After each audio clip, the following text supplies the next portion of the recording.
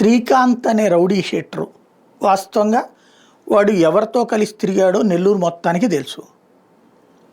ఇప్పుడు అదే పాయింట్లు వాస్తవంగా ఏంటి, ఆ అరుణ అనే అమ్మాయి అత్యుత్సాహం చివరికి తనని జైలు పాలు చేసింది. తన అతి తెలివితేటలు జైలు పాలు చేసినాయి. శ్రీకాంత్ అనేవాడు ఇంతకుముందు కోటరెడ్డి అనుచరుడని ఊరంతా చెప్పుకుంటున్నారు. వీళ్ళు రాయడానికి కూడా ధైర్యం చేయలేదు. అతని ద్వారానే పలువురిని బెదిరించాడు అన్నటువంటి కోటరెడ్డి మీదన అప్పట్లో తెలుగుదేశం ఆరోపించేది. అప్పట్లో ఇప్పుడు అరెస్ట్ అయిన వాళ్ళు జగదీష్ అనేవాడు అప్పుడు ఒక అతన్ని నడి రోడ్డు మీద కొడుతున్నటువంటి సందర్భంలో అరెస్ట్ చేసిన సంఘటన కూడా ఉంది. అప్పట్లో అతనే అసలు ఈ అమ్మాయిది వీడియో తీసింది కూడా. ఇప్పుడు అన్నాచ వీళ్ళందరూ కూడా ఉండేది. ఇంకోటి అమ్మాయిది ఏదో కోట్లు సంపాదించేసింది అనేది పచ్చి అబద్ధం అన్నది ఇవాళ వార్తల ద్వారా. వార్తల్లోనేమో కోట్లు సంపాదించిందని చెప్తున్నారు. 15 లక్షల రూపాయలు డబ్బులు లేక ఆ ఫ్లాట్ యజమాని ఎవరి దగ్గర నుంచి అయితే ఫ్లాట్ కొందో అతన్ని బెదిరించిన కేసులో ఇప్పుడు అరెస్ట్ చేసింది. 15 లక్షల రూపాయలు ఉన్నప్పుడు ఏదో కోట్ల డబ్బులు ఉన్నప్పుడు 15 లక్షల గురించి గొడవ పెట్టుకునే అవసరం ఉంటుందా? బేసిక్గా విషయం వల్ల ఏంటంటే అంతకుముందు వైసీపీ ఉన్నప్పుడు ఇప్పుడు తెలుగుదేశం ఉన్నప్పుడు ఆ లీడర్లకి సంబంధించిన అవసరాలు తీర్చిపెట్టేవాడు ఆ శ్రీకాంత్ అనేవాడు. వాళ్ళు చెప్పినట్టే వాడిని కొట్టడమో తిట్టడమో బెదిరించడమో రౌడీజం చేయడమో దందాలు చేయడమో.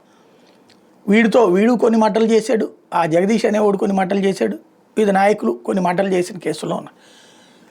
రాజకీయ అవసరాల కోసం చేసిన మడ్డలు, అరాచకపు హత్యలు. ఆ చేసినటువంటి వాడికి ఈ అమ్మాయి ఎక్కడో కనెక్ట్ అయింది. ఓ రకంగా అమ్మాయికి భర్త లేకపోవడంతో సెక్యూరిటీ లేకుండా పోయినప్పుడు వీడి పేరు చెప్పుకుంటే సెక్యూరిటీ వచ్చింది. అమ్మాయి జోలికి రారు. ఆడపిల్ల కొంచెం బాగుందంటే సమాజంలో ఖాళీగా ఉంది ఎవరు లేరు అంటే చాలు కదా, ఊరంతా ఎగబడిపోద్ది. కొన్ని సినిమాల్లో అందుకే హీరోయిన్ రౌడీ అయినటువంటి హీరో పేరు చెప్పుకుంటుంది. అట్లాంటివి కూడా చూస్తున్నాం కదా. అట్లాగా ఈ అమ్మాయి ఆడి పేరు చెప్పుకుంది, వాడితో తిరగడం కూడా బిగించేసింది. వాడి పేరు వాడుకుంటున్నందుకు గాను వాడికి పనులు చేసి పెడుతోంది. ఈ బెయిల్ లేకపోతే కనుక పేరోలు దీనికోసం ఎమ్మెల్యేలు చుట్టూ తిరగడం. అది ఎమ్మెల్యేలు లెటర్ రాసి ఇచ్చింది కూడా ఆ పరిచయాలతోనే.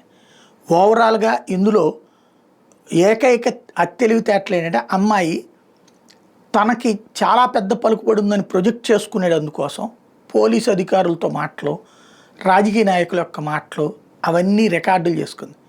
వీడియో కాల్సే రికార్డు చేసుకుంది. అవి ఇప్పుడు బయట పెడతానని ఎప్పుడైతే బెదిరించిందో తీసుకెళ్ళి ఆ ఫ్లాట్ ఓనర్ చేత కేసు పెట్టించి, ఇప్పుడు కాదట, అది ఎప్పుడో కొనుక్కుని చాలా రోజులైందట, ఆ గొడవ ఎప్పటి నుంచి నడుస్తూనే ఉంది. ఇప్పుడు ఆ కారణం చూపెట్టి లోపలేశారు. తద్వారా ఇప్పుడు అమ్మాయి టీవీ ఛానళ్ళకి లేకపోతే రోజు సోషల్ మీడియాకి సర్క్యులేట్ చేసే వీడియోలు ఆగిపోతాయి. 2 ఫోన్లు ఉన్నాయట, 2 ఫోన్లలో బోల్డ్ వీడియోలు కొన్ని ఆడియోలు ఉన్నాయట. వాటిని ఇప్పుడు డిలీట్ చేసి పడేస్తారు. కూరలు తీసిన పాముని చేస్తారు. అది అక్కడ అసలు విషయం.